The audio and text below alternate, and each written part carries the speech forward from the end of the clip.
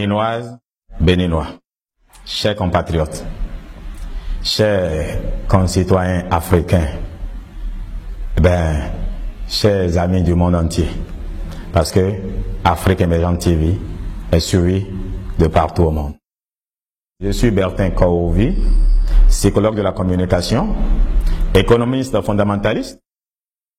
Je suis né le 8 novembre 1970 au Bénin. Je parle 9 langues vernaculaires au Bénin. Je parle anglais, français et ma foi, je me débrouille en espagnol. Je suis initié au culte vaudou. Je suis initié au culte chrétien. Je suis initié au culte musulman. Attention, être initié à un culte ne fait pas de vous forcément un adepte de ce culte. Ma vision de Dieu, c'est que Dieu est partout et dans toutes les croyances. Pourvu que le croyant ait de la foi, Dieu va lui répondre. Voilà ma vision. Le 24 février 2015, nous avons fait cet exercice où nous annoncions notre candidature à la présidentielle du Bénin de 2016, n'est-ce pas? Le 9 décembre, nous reprenons le même exercice pour lui faire le point du chemin parcouru. Oui, nous avons parcouru des villages, des monts et coteaux. Nous sommes passés sur des radios, sur des télévisions. Annoncer, faire comprendre au peuple béninois et africain pourquoi nous sommes candidats et pourquoi c'est nous qu'il faut pour continuer la tâche de développement du Bénin. C'est vrai. Vous venez de nous poser la question de savoir comment va l'Iroko. Eh bien, l'alliance Iroko se porte à merveille. L'Iroko Bertin Kaouvi aussi. Ceci dit, je voudrais parler de pourquoi c'est moi qu'il faut investir le 6 avril 2016. Tout simplement parce qu'il faut construire l'économie béninoise. Il faut construire l'économie africaine. Voici un pays qui produit du coton, que même le mouton ne vous mange pas. Qui vend ce coton au prix que veut bien lui concéder Liverpool, la bourse de Liverpool. Et qu'est-ce qu'il fait de la recette de la vente du coton? Il va acheter du poulet brésilien qu'on aurait pu produire chez lui. Il va acheter du riz asiatique qu'on aurait pu produire chez lui. Il va acheter de l'huile de Malaisie qu'on aurait pu produire chez lui. Et j'en oublie. Franchement, nous ne pouvons pas fabriquer d'ordinateurs. On ne peut pas faire de voitures. Ne pouvons-nous pas élever de poulets? Ne pouvons-nous pas produire du riz? Ne pouvons-nous pas produire du poisson chez nous? Ne pouvons-nous pas, ma foi, produire du sucre? Voilà le problème. Le problème béninois en particulier et africain en général, c'est que nous ne produisons pas ce qui a de la valeur pour nous-mêmes. Nous produisons ce qui n'a de valeur que pour les autres, qui nous le rendent en nous imposant un prix dérisoire, et nous prenons l'argent pour aller acheter ce qu'on aurait pu produire chez nous et manger. Moi, Bertin Kaouvi, président, je ferai en sorte que le Bénin produise le riz que le Béninois va manger, bien manger, vendre le surplus au Nigeria. Moi, Bertin Kaouvi, président, je ferai en sorte que le Bénin produise le poulet qu'il va manger, qu'il mange bien et que le surplus soit vendu au Nigeria. Moi, Bertin Kaouvi, président, je produirai de l'huile pour le Béninois et le surplus sera vendu au Nigeria. Voyez-vous, le Bénin est le don du Nigeria. Ça voudrait dire le Bénin n'est riche que de sa position géographique par rapport au Nigeria. Au Nigeria, pour 10 millions de population, le Bénin a accès à 45 millions de consommateurs. C'est énorme. Si seulement le Béninois travaillait à satisfaire ses besoins, puis à satisfaire le besoin du Nigérian par le surplus de son travail, eh bien, nous n'avons pas besoin d'exporter, ni en France, ni aux États-Unis, ou encore. Voilà essentiellement pourquoi je suis candidat à être investi le 6 avril.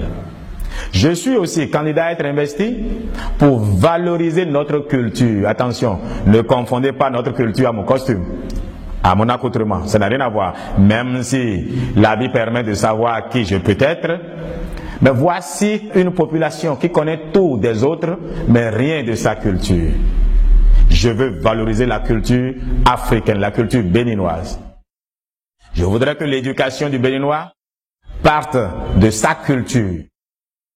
Parce que malheureusement, si l'enfant du gorille est élevé par un être humain, eh bien, il ne sera plus gorille dans son comportement.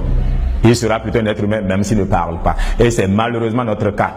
Nous sommes devenus des blancs à la peau noire. C'est dommage. Je voudrais aussi que nous valorisions l'éducation au-delà de toute chose. Moi, président, ma préoccupation, ce ne sera pas de construire les grands immeubles, même s'il en faut, ce sera de construire de grands esprits. D'abord, quand les esprits sont construits, les immeubles le seront aussi. Je voudrais aussi, ma foi, m'atteler à l'habitat, construire des maisons. Et pour cela, il faut construire en tenant compte de notre environnement.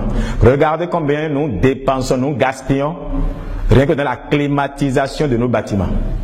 Prenez, quand le blanc était dans nos pays, regardez le plan des bâtiments. Ceux-là vivaient bien, ils n'avaient pas besoin de climatiseurs, pourtant ils étaient en Afrique. Nous devons repartir à ces fondamentaux-là.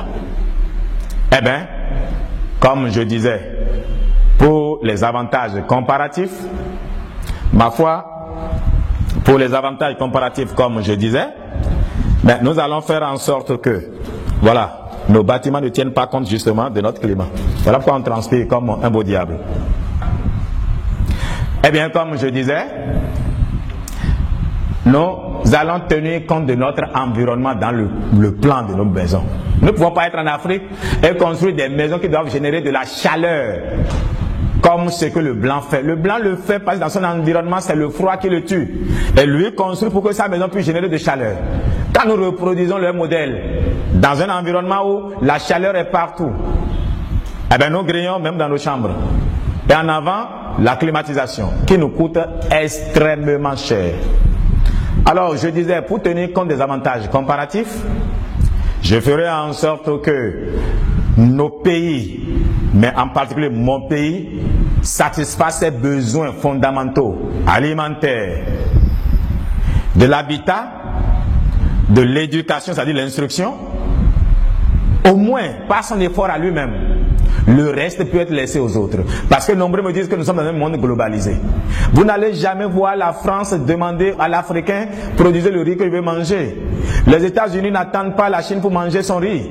Pourquoi nous devons continuer à manger ce que d'autres produisent? C'est ça la source du sous-développement africain. Et elle n'est pas ailleurs. Que l'Afrique commence par produire ce qu'elle va manger et les Africains s'en sentiront, s'en trouveront mieux.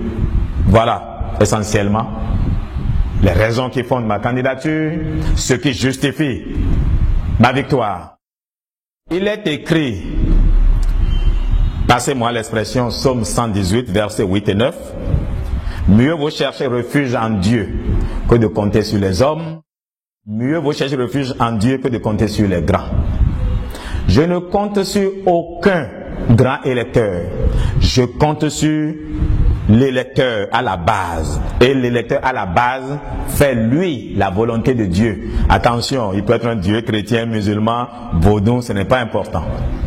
Pour vous dire, ceux à qui je parle, ceux sur qui je compte, ce sont les électeurs à la base. Et eux, je leur fais comprendre que nos destins sont liés. Leur destin est lié à mon destin. Président, je vais transformer leur vie. Si je ne le suis pas, eh bien ils vont en souffrir. Parce que moi j'ai réussi à identifier le problème béninois, le problème africain. Qui est quoi? Que nous consommons ce que d'autres produisent. Et nous produisons ce que nous-mêmes ne consommons pas, qui n'a pas de valeur pour nous-mêmes. Je vous donne un exemple. Tu fais du coton qu'on ne t'achète pas. Tu en fais quoi? Tu n'as pas de filature. Tu fais du cacao, c'est comme la Côte d'Ivoire, qui ne mange pas de chocolat, mais qui est le premier producteur de cacao. D'ailleurs, le président Oufou l'a dit en 83, que le problème qu'il a, Eh bien, c'est que le prix du cacao doit être fixé par celui qui ne sait pas ce qu'on a fait pour le produire. Et c'est ça notre problème. Pourquoi refusons-nous de produire ce qui a de la valeur pour nous-mêmes? Donc, moi, je parle aux populations. Je parle aux électeurs à la base. Maintenant, ceci étant dit, j'ai un grand nombre de partis politiques. Voyez-vous, le Bénin a 10 millions de population, mais 200 partis politiques au moins pour 10 millions de population. Vous voulez compter sur quel parti politique?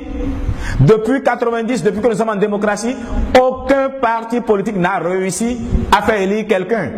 Ce sont des conglomérats de partis politiques et de destin. Moi, Bertin Kourovi Segbouhoué, je suis élu grâce au travail conjugué de la société civile, des partis politiques, des religieux, des têtes couronnées, des femmes du marché et la grande armée des jeunes diplômés sans emploi. Voilà ceux qui nous soutiennent. Ils ne nous soutiennent pas parce qu'ils nous aiment, ils nous soutiennent parce que nous avons une communauté de destin. Voilà pourquoi nous gagnons et avec qui nous gagnons. Dans le livre de Genèse, chapitre 22 plutôt, verset 14, il est écrit qu'à la montagne de Dieu, il sera pourvu.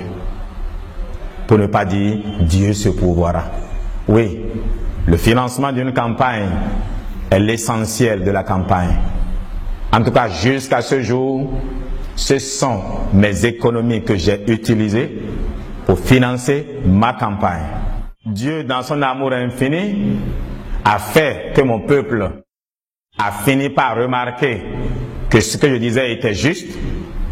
Et qui va donner 30 000, qui 3 000, qui 5 000, qui 100 000, qui 1 million, qui 5 millions. Eh bien, les populations elles-mêmes ont commencé par cotiser pour soutenir leur cause, parce que cette cause-là est commune. C'est ensemble que nous gagnons, c'est ensemble que nous gagnons. Ainsi donc, je n'ai aucun président africain qui m'ait déjà donné 1000 francs, que cela soit écrit et entendu. Ils peuvent le faire demain, mais aujourd'hui, rien. Et je ne m'en porte pas mal. J'ai par contre des opérateurs économiques africains, même parfois non béninois, qui ont remarqué la justesse de ma vision et qui ont décidé de nous soutenir et qui nous soutiennent. Je voudrais faire un témoignage ici. J'ai écrit mon livre « Vision du développement du Bénin » au titre « Construire ensemble le Bénin, un pays où il fera bon vivre pour tous ». Ce livre a été envoyé en imprimerie le 8 décembre 2015 et à ma grande surprise et à mon heureux bonheur, l'imprimeur, après avoir lu le livre, a décidé de me l'imprimer gratuitement. Il s'est même engagé à faire les calendriers gratuitement. Voilà comment eh bien, ma campagne est financée. Vous qui m'écoutez, vous qui me suivez, vous êtes invités à vous montrer généreux, à nous soutenir financièrement. Cette cause est commune. Président, je ne serai pas président de moi tout seul. C'est ensemble. C'est une bataille qu'il faut gagner. Il fallait un leader. J'ai pris la tête. Eh bien, mon armée est en train de se constituer. Toi qui me suis, toi qui m'écoutes, rejoins-moi. Notre cause est commune, notre cause est juste. Voilà comment ma campagne est financée. La population est fatiguée des politiciens, des hommes politiques ou des hommes d'État qui n'ont aucune vision de ce que c'est que la politique. Car la politique, c'est un sacerdoce, c'est un don de soi à son peuple. C'est le partage d'une idée, d'une vision du bien-être d'un peuple avec celui qui aspire à diriger, à servir ce peuple-là.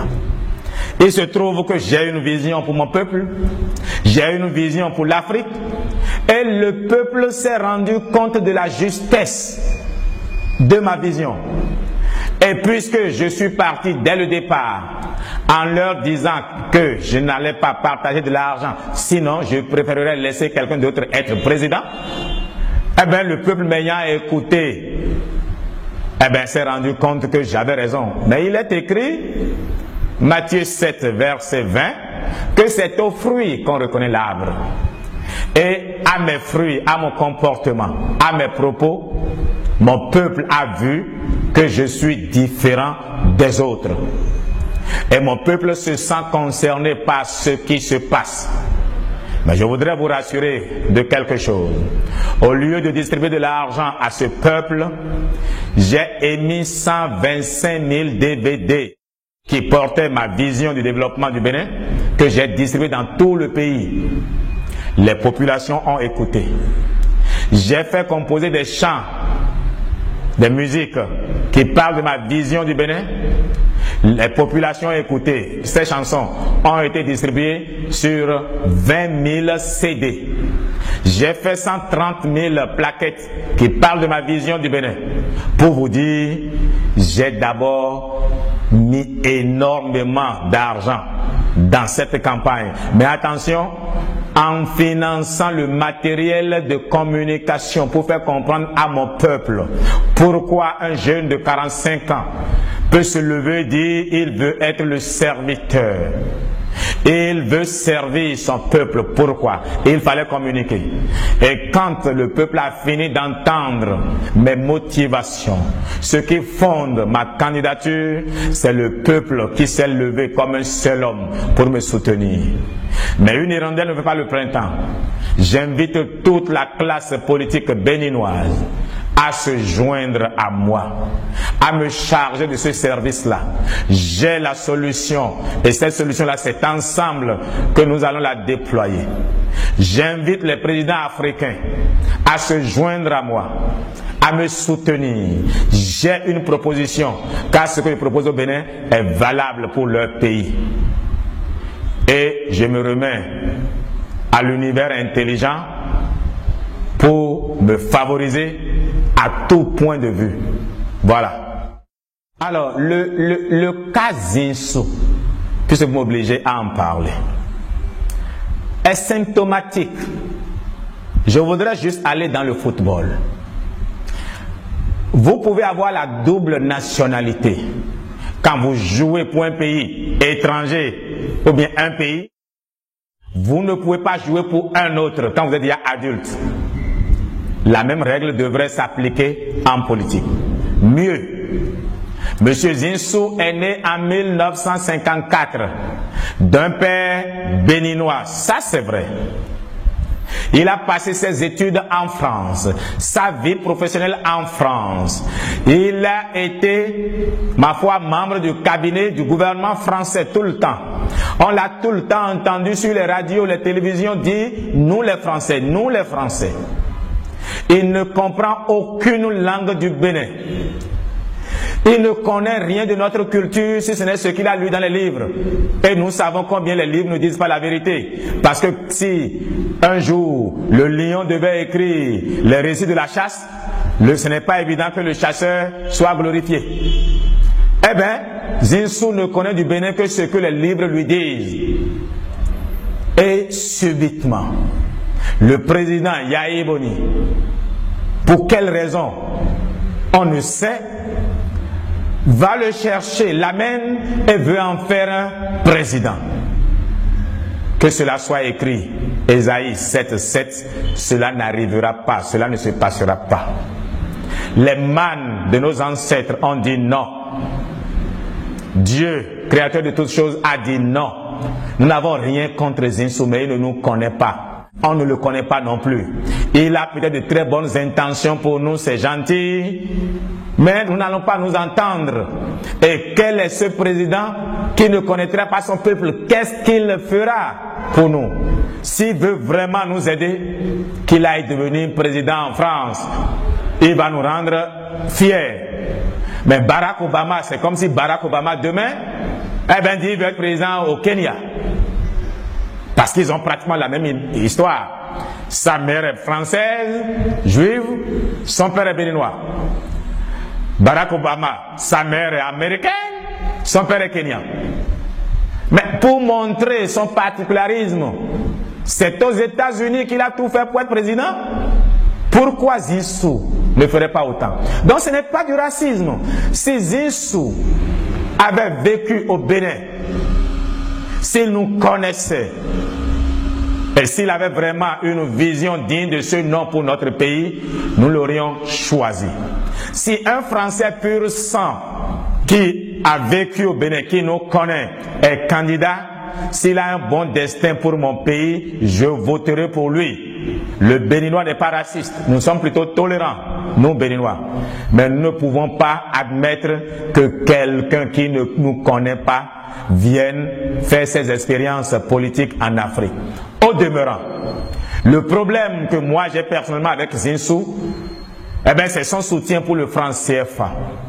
Le franc CFA est la moitié de notre problème, même si ce n'est pas le tout. Voyez-vous, notre capacité à acheter du riz, du poulet, du poisson, de l'huile, notre capacité à importer tout ce dont on a besoin, et surtout l'alimentaire, est due à la valeur fausse du franc CFA. Le franc CFA est artificiellement élevé.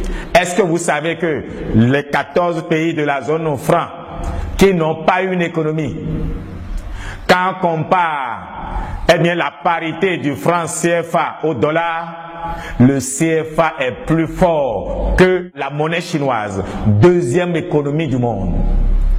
En économie fondamentale, ce que chacun recherche, ce n'est pas d'avoir une monnaie forte, mais c'est d'avoir une monnaie faible qui lui permette d'exporter. Le gain d'exportation, voilà ce que chacun recherche. C'est d'ailleurs pour cela que la Chine fait tout pour que son yuan soit artificiellement faible.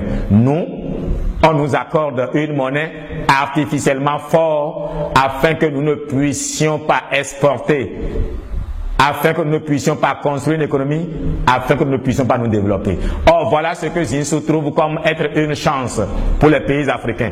Le CFA n'est pas une chance pour les 14 pays de la zone franc, c'est une chance pour des prédateurs financiers qui viennent faire les affaires chez nous.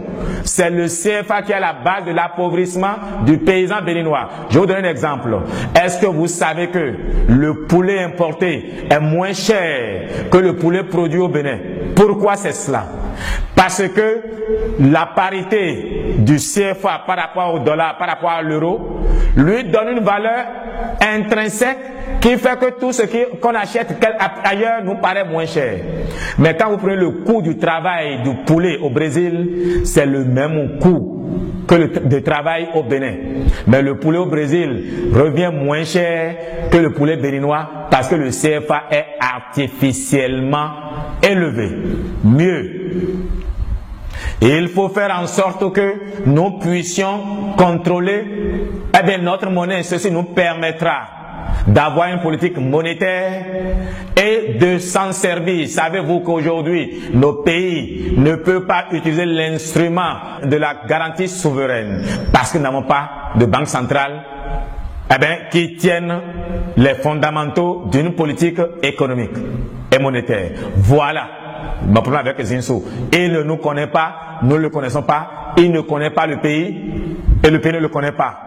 Sa vision du développement du Bénin n'est pas celle que je veux pour mon pays. Est-ce que vous savez qu'au 21e siècle, après que le gouvernement du président Yahi Boni nous ait fait perdre plus de 100 milliards de francs CFA dans son désir de donner une capacité de production électrique au Bénin, nous avons perdu 100 milliards et plus. Et qu'est-ce que Zinsou, depuis 2006, est conseiller économique du président Yahi Boni? Il n'a jamais dénoncé ça. Aujourd'hui, il passe de village en village pour donner des lampes torches à nos populations. Des lampes torches. On réduit le Béninois à utiliser des lampes torches au 21e siècle. Nos parents au village savent aujourd'hui cotiser de l'argent pour acheter un groupe électrogène. Ça leur coûte à peine 45 000. 1 litre d'essence, ces parents-là ont de l'électricité au moins pour 3 heures de temps. Monsieur Zinsou n'a rien trouvé que d'aller nous partager des lampes torches. Eh bien, j'invite les Africains à se réveiller. Il y a mieux que ça. Il y a un agenda contre les pays africains. Parce que la France, que décrit Zinsou, ben son avenir c'est l'Afrique, c'est ce qu'il dit lui-même dans le rapport Hubert Védrine Zinsou. Que dit le rapport? Il faudrait que la France remette pied dans les 14 pays de la zone franc et à partir de là contrôler les grandes économies de l'Afrique. Et il faut que la France s'arrime à l'Afrique pour créer de l'emploi. Et Zinsou dit ceci, je cite, si la France peut exporter 1 milliard d'euros de marchandises en plus en Afrique, c'est 100 000 emplois créés en France. Il ne se préoccupe pas de nous, il se soucie pas mal de nous, il s'en fout de nous. C'est la France qui l'intéresse. Et ils veulent s'installer au Bénin afin de contrôler le Nigeria à partir du Bénin, afin de contrôler la Guinée équatoriale à partir du Bénin, afin de contrôler la RDC à partir du Bénin, afin de contrôler l'Angola du Bénin. Tous les présidents qui chantent, qui se bombent le torse, panafricain, panafricain, c'est aujourd'hui qu'il faut agir. C'est maintenant. Quand la maison de ton voisin prend feu et tu ne fais rien, ta maison finira par prendre feu. Et de ce point de vue, je veux appeler Afrique Média à inviter tous les panafricains, je ne parle pas des bavards, les panafricains sérieux et sincères à prendre conscience que la bataille de la décolonisation n'est pas finie et il faut l'achever au Bénin en disant non à la forfaiture. Je peux vous dire une chose, aussi vrai que l'Afrique est le berceau de l'humanité, l'Afrique est donc le berceau de la spiritualité. Et de ce point de vue, je vous dis, si c'est un vivant qui a investi le 6 avril en remplacement de Yahi Boni, c'est Kovi Bertin Liroko. Si c'est un autre, c'est qu'on est allé à la morgue prendre un cadavre qu'on a investi. Nous ne permettrons pas cela. Et j'invite tous les Africains dotés de quelque puissance que ce soit de me la donner. J'en ai besoin. Cette bataille n'est pas ma bataille. Ce n'est pas moi seul. Si vous croyez que vous êtes président, pour moi-même vous vous trompez. Nous ne pouvons plus reculer. Kérékou a entendu sa candidature et a décidé de mourir pour aller mener la bataille avec nous. Eh bien, venez vous joindre à nous. Zinsou, nous n'avons rien contre lui, c'est notre fils que nous avons eu en dehors du continent. S'il veut revenir apprendre sa culture, qu'il vienne. Mais être président, non. Nous avons dit non. Il n'est pas qualifié. D'abord, sa vision économique ne nous apportera rien de nouveau. S'il était capable de développer un pays, mais la Grèce ne serait pas en train de souffrir. Mais qu'ils aillent en aide à la Grèce. S'il est capable de développer un pays, mais la Grèce a besoin de lui. La France elle-même a des problèmes. Aujourd'hui, le Front National prend de l'avance. Pourquoi? À cause du chômage. Parce que les Français sont désespérés. Alors qu'il aide la France, sa mère patrie aussi. Alors ne vous préoccupez pas de Zinsou. Les membres de nos ancêtres s'occupent de cela. S'ils veulent le tricher, c'est faux. Cela n'arrivera pas. Écrivez-le. Je voudrais remercier Afrique Émergence TV de l'insigne honneur, de l'opportunité qui m'est offerte de m'adresser aux Africains en général et aux Béninois en particulier. Je vous supplie de me soutenir. Une hirondelle ne fait pas le printemps tout seul.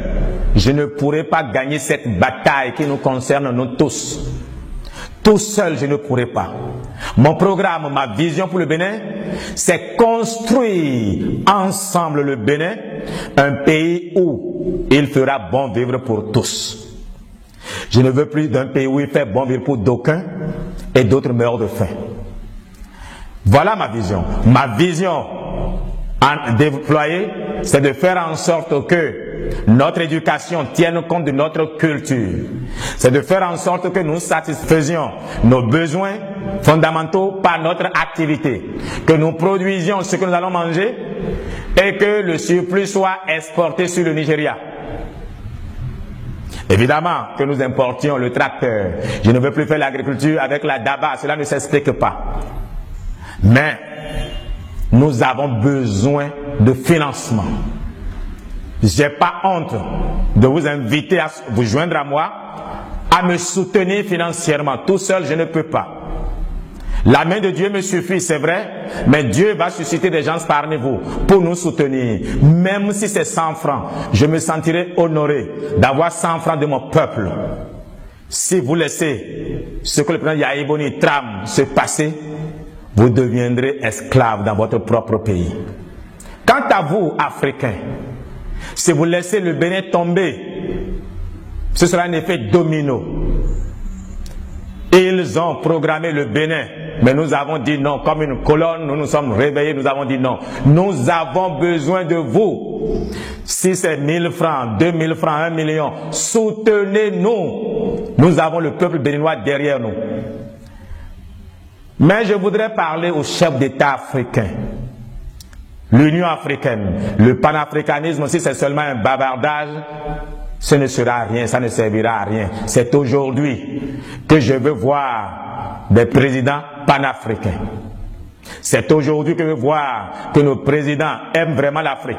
Si vous laissez ce qui se trame, ce qui se prépare au Bénin se passer en disant que vous ne ferez pas d'ingérence dans les affaires béninoises, eh bien, attendez-vous à ce qu'on soit en train de rire de vous. Parce que nous, Béninois, nous ne permettrons pas que cela se passe. S'il faudrait que nous mourions tous, nous allons mourir et que Zinsou soit président d'un pays où il n'y a que des cadavres. Mais quand votre tour viendra, il n'y aura personne au Bénin pour vous soutenir. Quand votre tour viendra, il n'y aura personne pour vous aider. Je vous remercie.